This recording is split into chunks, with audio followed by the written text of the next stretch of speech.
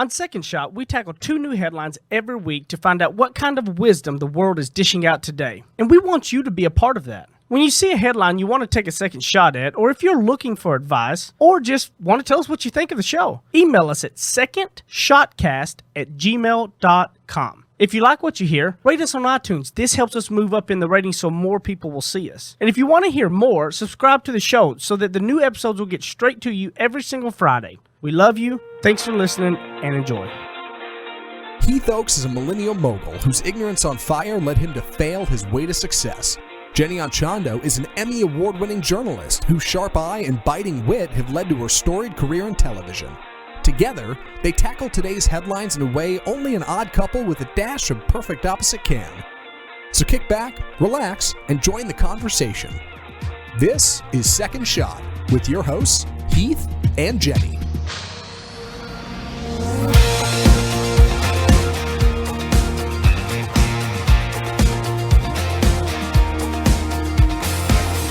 Yes, we got Heath and Zach and Jimmy in, and Matt is off in, Wonderland doing some kind of probably sitting on a beach or something. No, he couldn't make it. He was tied up. But we got the other part of the team, Zach and Jenny. What's up? Hey. Hey, Santa Claus. Santa I'm Claus. a perfect Santa. That was a really deep and just ferocious ho ho ho. So yes, I like that it wasn't overstated. You didn't overplay your ho ho ho hand. I kind of played it perfect, right? Yeah, right, like right nice and low, just Yeah. kind of humble. Yeah. Ho, ho, ho.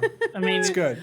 Are you guys ready for Christmas? So the day this comes out, it will be Christmas Eve, Eve. Oh gosh, Are Christmas you, Eve. is this your first Christmas as a married couple? No, technically last year. Technically second. Yeah. That's right. Last year it was Right, like right our after the wedding. anniversary was just last week, so yeah. I love that pretty picture you sent. Thanks. Yeah, that was one we took on our way into the venue, and there was just a little mirror right there, and I was okay, real quick, let's just snap a pic and click.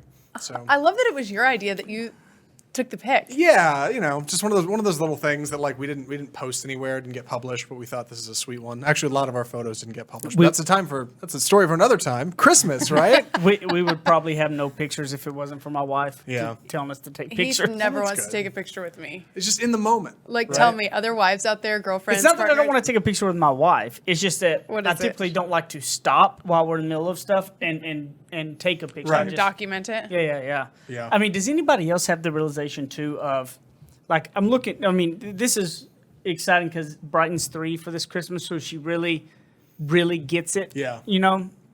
And that's exciting, but it's also just kind of like it kind of stinks when there's no parents around. Like, and you realize you are the parents, Oh my gosh. Heath and I just realized that that, like whole last week, realization. you guys, like Santa isn't coming. Yeah. This is our We first. are Santa. We are Santa.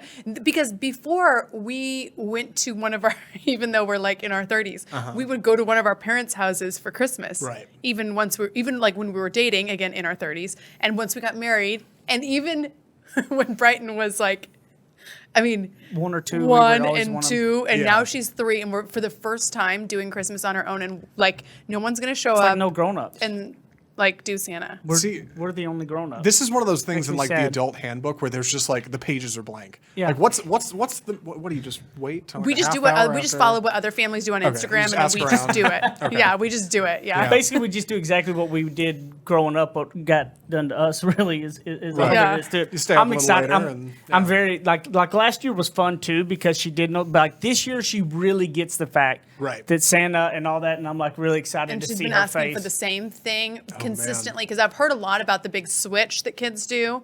I've heard about this from other parents Yeah. that they'll like, be like, I want, Barbie, Barbie, Barbie, Barbie, Barbie. And then like Christmas Eve night, they're like, I want a scooter. And you're like, what? Yeah. What? No. What's her big wish list item? She wants a Jeep. a pink Jeep. Heath, what have you done? Now, I've Exactly. done Thank- everything in my exactly. power to make this Exactly. happen. Right. Yeah. So And, like a and little Jenny's drive done around. everything to try and get it out. Where she's been like, so what are you gonna do with that? And Brian's like, drive it. Yeah. And she's like, dang, she I does know, get she what actually it is. gets what it is. So anyway, there's that. That's exciting. That is one. I have done a good job of getting this ingrained in her head enough. Is Santa getting milk and cookies?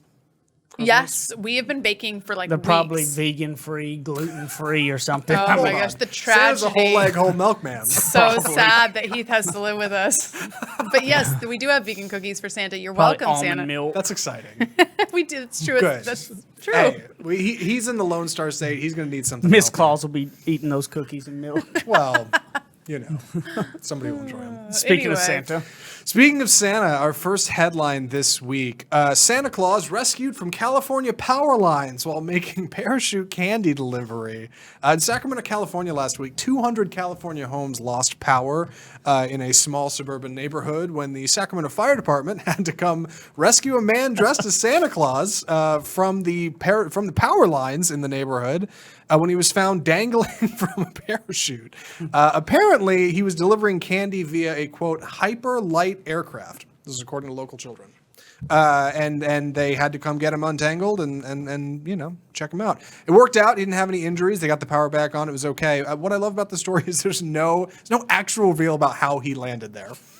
It doesn't actually say, which I think is very charming. No, via a hyper light aircraft. This is a legitimate news source. So that's the story. I mean, we can really laugh and make fun of this because the fact that he's okay, but like, can y'all just picture like a Santa dangling from a power line and like just sitting there, like old jolly fella, just kind of like hanging around? All the kids are gathering around, like, finally, you're out here without your shield on. I've been meaning to tell you the things I want. Oh, man, trying to hit him like a piñata, dropping candy. Like, And just ended up, like, Be all was he about still dropping candy while he was hanging from the power line, or did he lose the candy already? That's what I want to know. I would hope he was throwing it, right, to encourage people to call the fire department. and Like, come get help him. out. I would have been the kid that would have been down there scooping up all the candy and ran and left Santa to his own. Be like, hey, they Right. gonna come get you, but I'm out. Yeah. This is so true. Catch me on the naughty Yes, list. yeah, catch me on the naughty Catch me list. on the naughty I already list. got my candy. That's a good thing. We don't have to be good anymore because Santa doesn't come to us. Yeah. Well, he's around. Yeah, he's around. What's your guys' second shot on this? I kind of here's where I kind of thought about it. I kind of thought about right there that Santa was jumped out of his hyper light aircraft, whatever that may Whatever be. it was. And he's coming down in his parachute, thinking he's going to go do something, and then sees power lines, which you get kind of scared of. You would think if you're coming down in a parachute, right? And when things start going bad, he gets hung up by the power lines, but they also stop him from, hitting the ground. So ultimately, he was okay. But you have to think that how scared he was of those power lines, right? Before that happened, he was probably pretty scared when he realized that there was no sure. getting around it. I kind of saw this and I equated to, I think in life, a lot of times when we may be falling or we may be going through something rough, that the thing that stops us, we don't realize was the life-saving thing that stopped us. The thing that seems scary. Because it's like, where we stop it is we don't think about it in the moment as being a good thing. It's tough, it's rough, it's the not what we wanted, right? Yeah. He wanted to land on the ground safely, but how it happened, he was still saved by something that could have been really scary and bad for him. And so I think that at times we have to realize we have to look for the good things that are happening for us. And I think this speaks really strongly in 2020. Instead of like thinking, oh, it's a power line, and look how bad the power line stopped him from doing. No, but the power line actually saved him too. So I mean, Right. it is based on your perspective. But we too many times when we lose the job that we didn't want, and we land in this other job that we thought this was a step down in our career. This is terrible. But yet if we, and it ends up being terrible a lot of times because we manifest it into being that, versus it could be a way to spark creativity or a change or something. Like we don't like that the boss mandates some changes and you travel more now or you don't here and there. And too many times we let it be a bad thing because we're not looking at it. Yeah, the power line was scary as heck coming down, and it did end up wrecking his whole landing, but it also stopped and saved him too. It's true. So you got to kind of reflect on that. Yeah. That's so true. I hadn't thought of it that way at all. The first thing I thought of actually was that concept, and Heath and I were just talking about this, that he learned when he was going through the process to become a pilot. And I remember him talking about this, and I'm like, oh my gosh, this relates in so many ways. And I forgot what it's called, where somebody's ego is actually Macho the thing. attitude.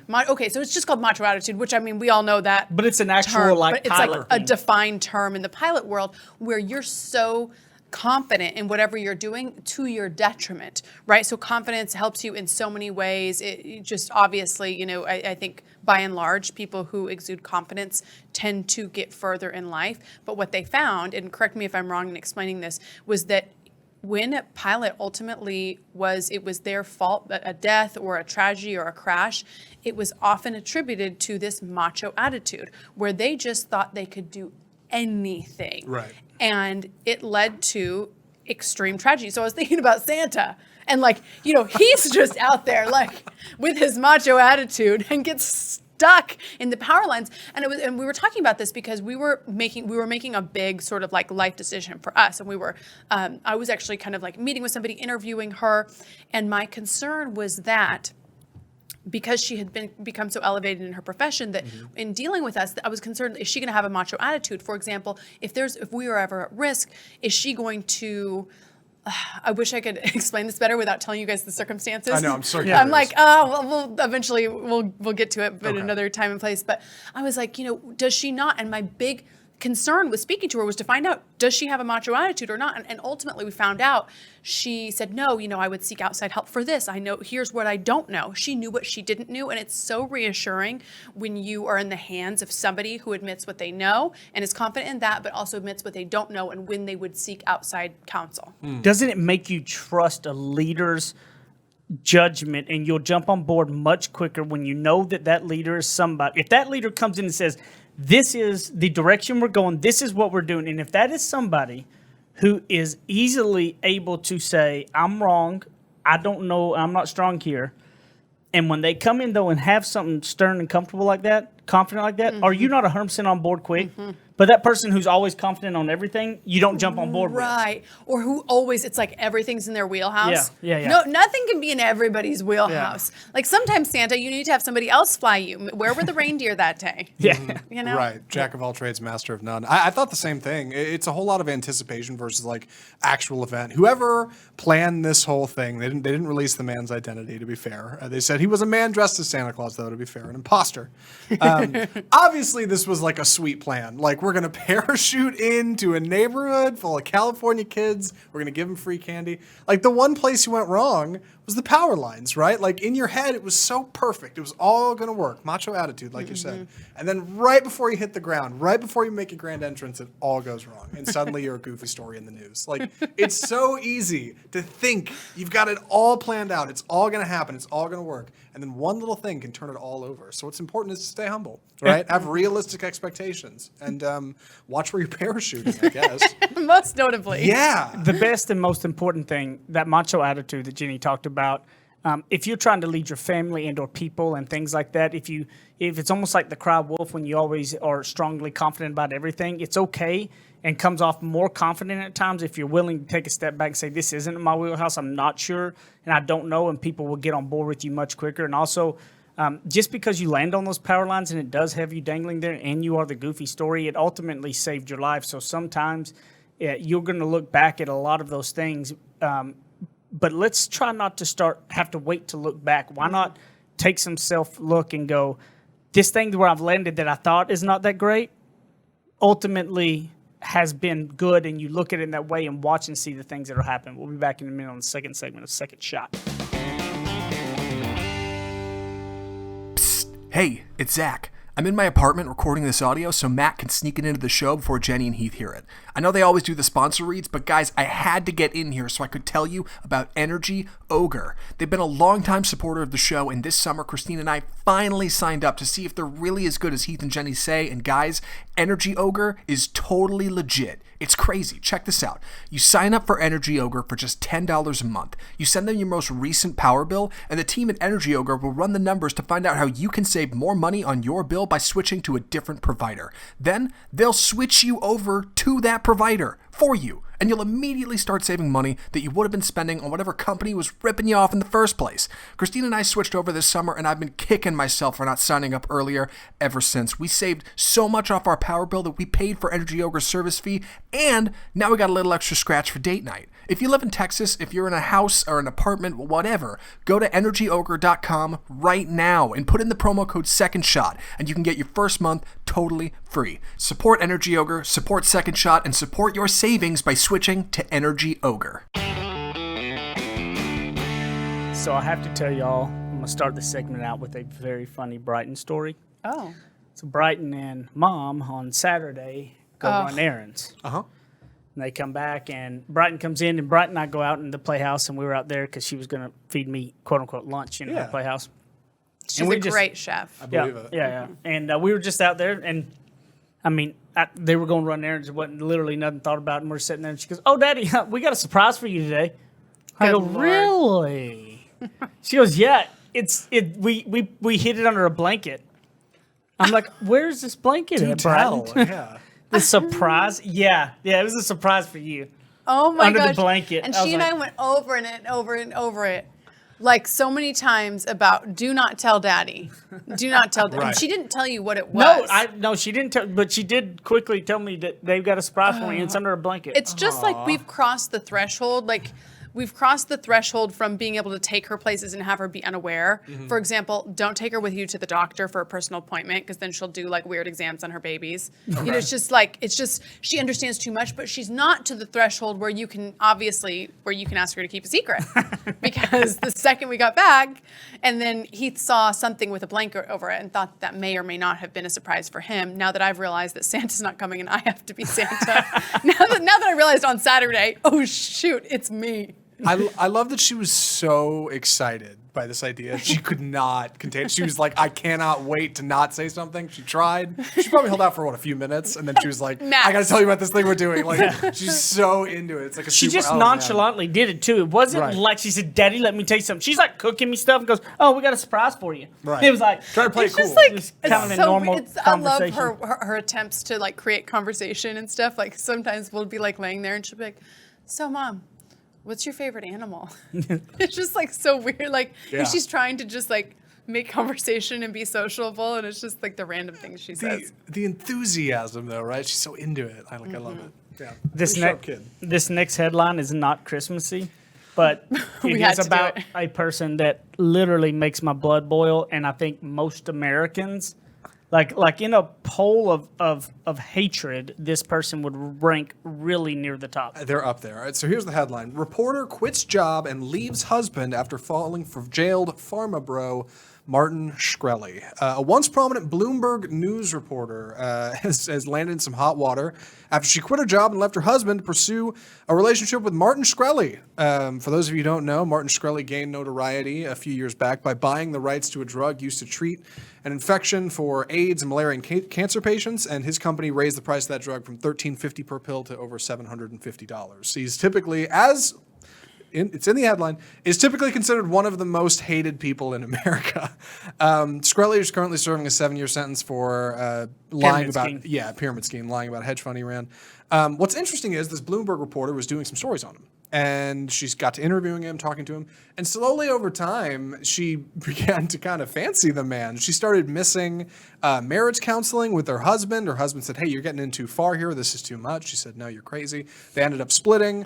Her boss and HR rep at Bloomberg had her come in and sit down, and they were like, "You're going way too far here." She ends up quitting.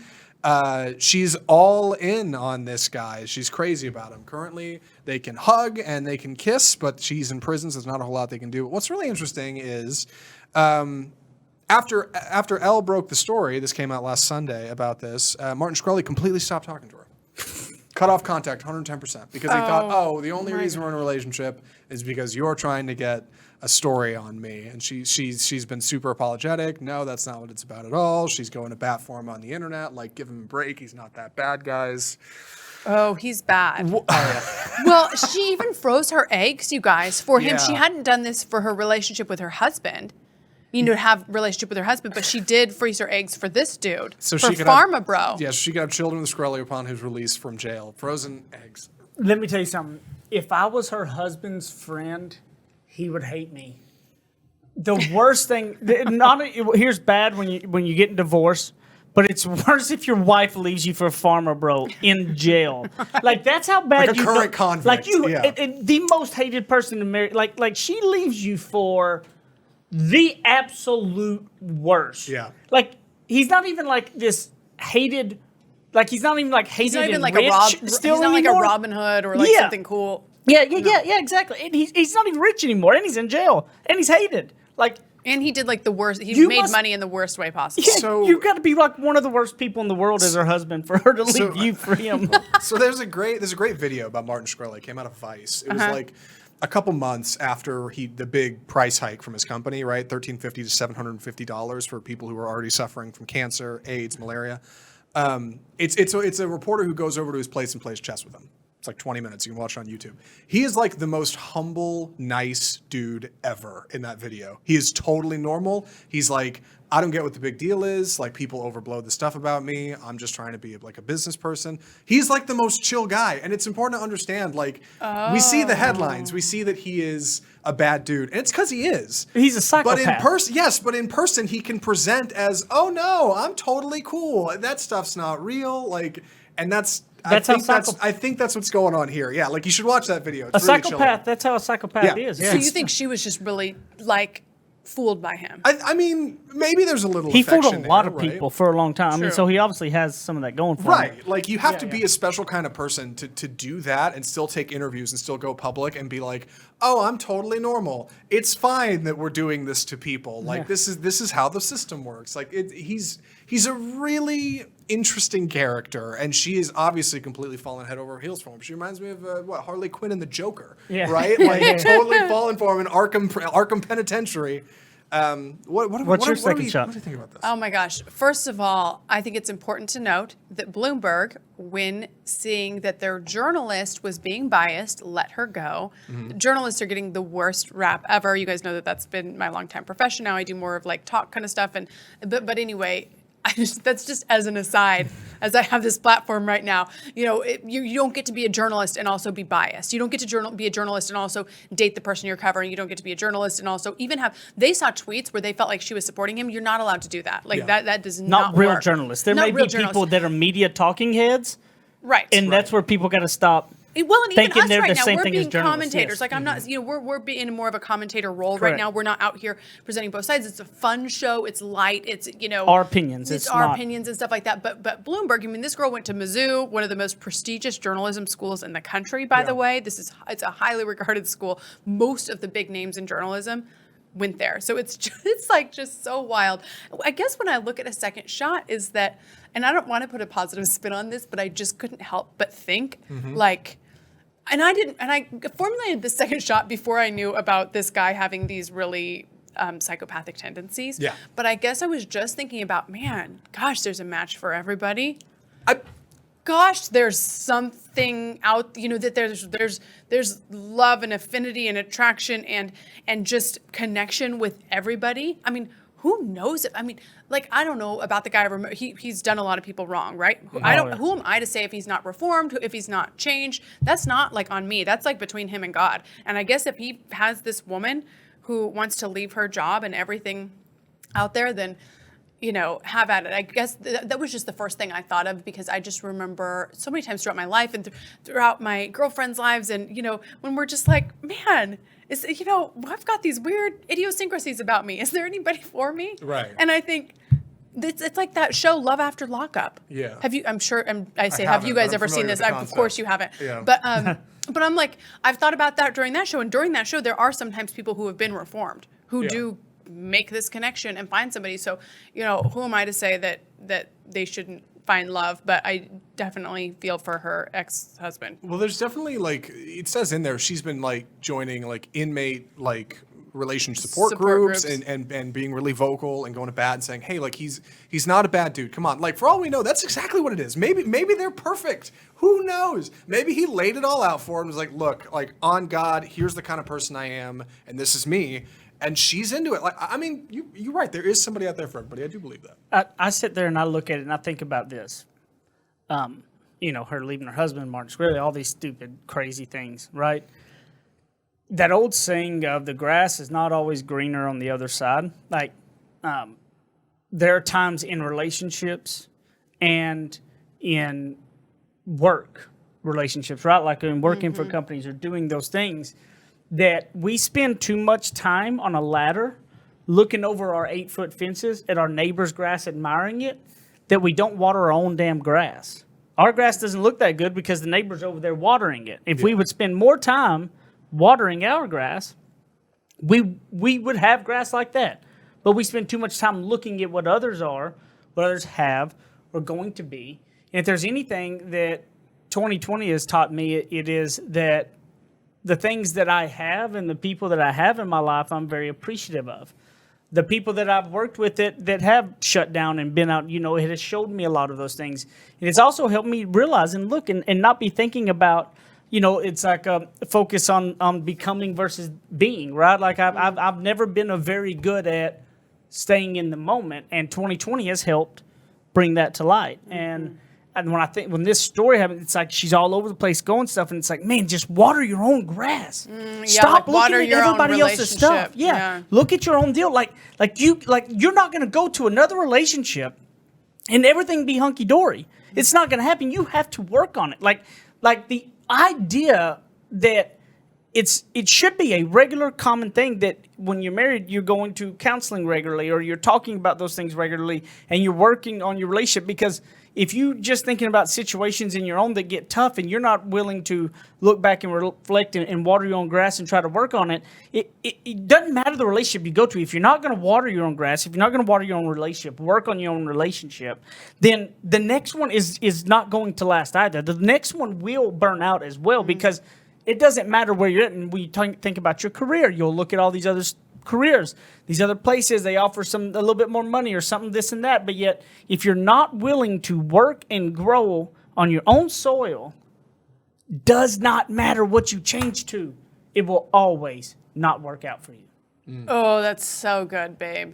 It's true. You do, I mean, you got to work on it. It's true. But I think that it's tempting when there's an issue to think, well, so-and-so's husband doesn't do that. So-and-so's wife doesn't do that, and to look at them and think, well, what did I get stuck with? I mean, I don't think that, but it's just like over the course of time, things do happen. And it's so easy to look at what other people have and think that jumping is the right decision. Right. But then you may find out that man that you fell in love with is incarcerated, and that's unfortunate. So Christmas story, water your own grass. Love your own family. Love your own things. You don't need more things, different things, or different people or different relationships. You may just need to work and water on your own. We'll be back in a minute on the third segment of Second Shot. You guys have been listening to Second Shot and hearing us talk about it. You need to go pick up my book, Ignorance on Fire, A Journey of Failing Your Way to Success. You can get it on Amazon in a paper book. You can also hear this beautiful voice of mine in audiobook style on Audible or anywhere you're going to get your audiobooks. Guys, this book took a lot of time to put into it, and I believe it can really be some life-changing stuff to help you on your path to success. And hopefully you're going to fail your way to success just like I did. Ignorance on Fire, A Journey of Failing Your Way to Success. Amazon.com, Audible.com, audiobooks, paper books, everything. Get it, share it with your people, and I appreciate it. Thank you, guys. Go pick it up today.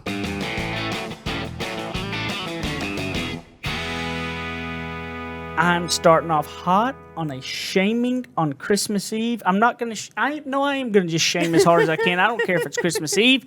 Here it is. Leave us a rating and review, people. Yeah. Please share it. Share this episode with your friends and family.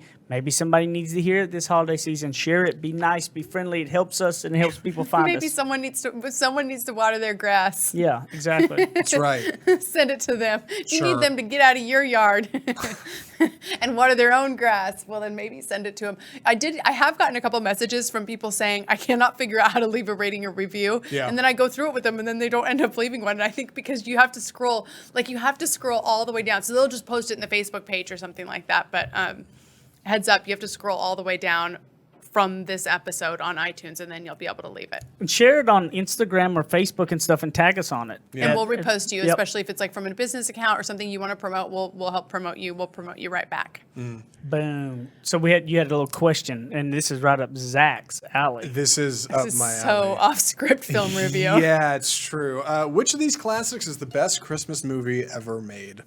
Boy, so there's been a bracket going held up by Nexstar in Dallas here. Oh, that's my parent company. Is it really? Small world. Shout out to Nexstar. Well, Yeah. yeah, I sent this because we've been talking about it on the show too, and I just thought it was okay. fun. Good people over there. So before Yeah. we hear what theirs is there, Yeah.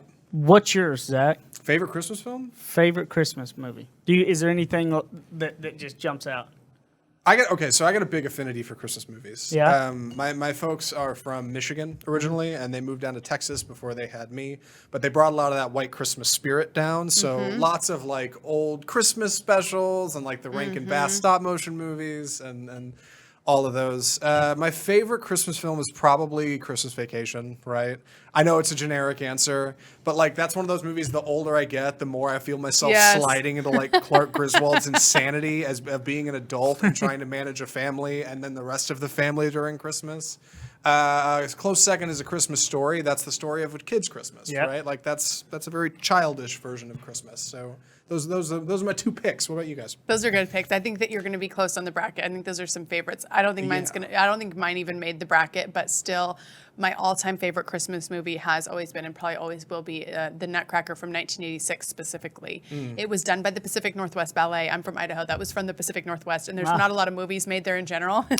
So it was, and that was during the era of me like getting really into ballet. When you watch it now, though, it's honestly a little creepy because it's almost like it's a live performance, but then they have like these weird big heads, to make it look like animated, but it's on the people. And then there's like the drunk uncle, and he very much plays the drunk uncle. And even as a kid, I remember thinking, that's a little weird. I think this is a show for kids. Yeah. You know what I mean? Like at the big Christmas party and stuff. But we watched it every year. I just loved it. I think it's a classic, just like in the arts, and can kind of introduce classical music and classical dance and performing arts to kids. So I do love it, but I think I'll look for maybe a more modern version for Brighton so that she doesn't get weirded out. Yeah. Mine is lame and generic.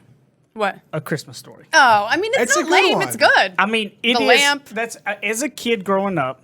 Everybody know the 24 hours of Christmas Story on TNT, right? Starting on Christmas Eve, like in our house and everything. That just was on replay all day long. Yeah. My cousin Coy, like literally, as a kid, looked just like Ralphie. Really? So like. Big glasses. He literally it was always a joke and funny. could Like see that. Coy's pictures are the same age as Ralphie. They were identical. That's so crazy. And so it was always funny. And like nothing is better than the rah rah rah rah rah rah rah rah. Like the I mean, it just is. Yeah. The lamp.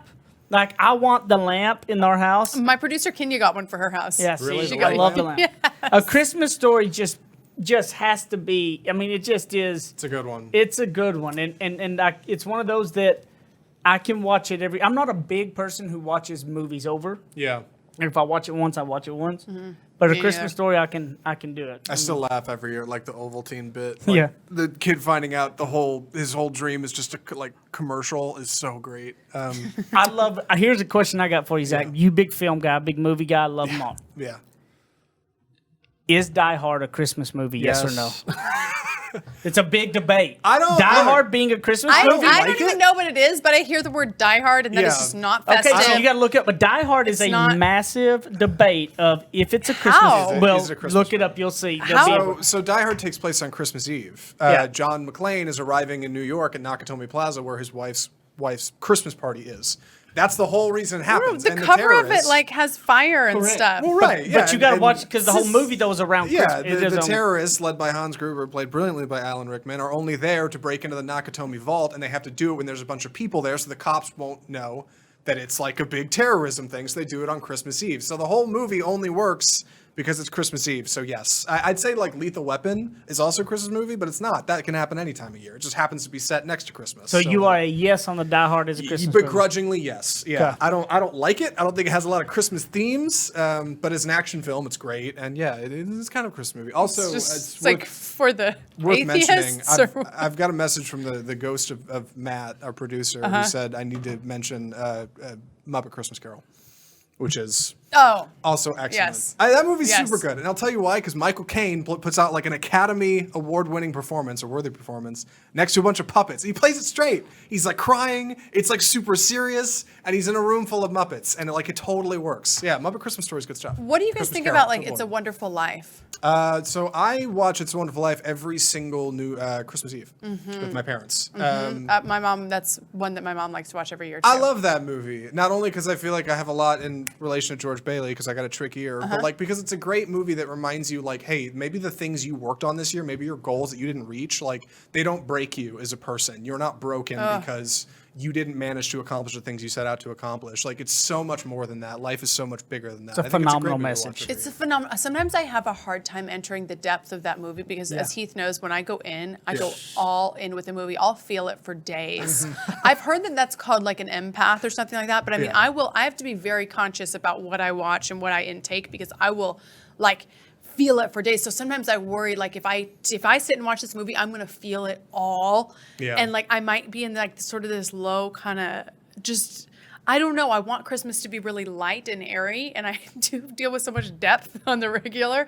But I do love the message of it, and I've just been thinking about, am I gonna go in and do it this year or not? I love it. I think if you don't get at least a little emotionally misty-eyed by the end of It's a Wonderful Life, you need to come in from the cold. That's what I think. That movie's good stuff. So here's what I'd like to know.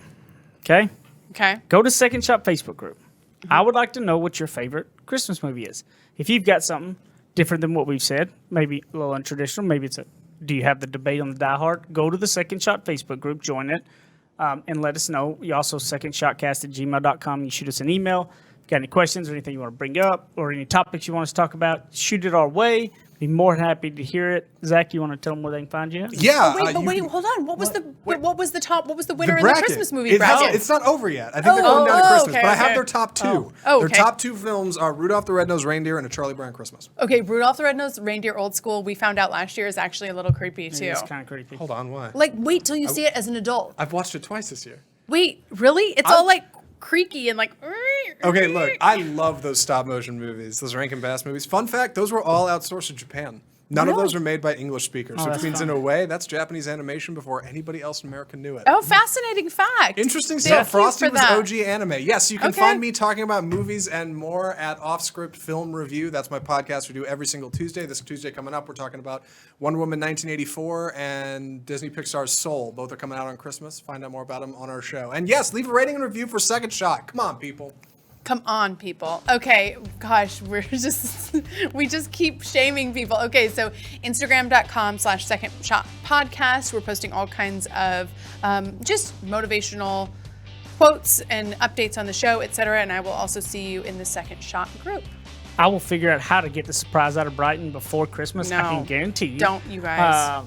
Hey, guys, I know 2020's been rough for a lot of people, but I want to tell you something. There's a lot of great things that have come out of it as well, and I hope that you take time through these holidays to realize and appreciate, no matter how tough it's been or not been, the things that truly are on your side of the fence that you can help, that you can be grateful for, and help a helping hand if somebody else needs it as well.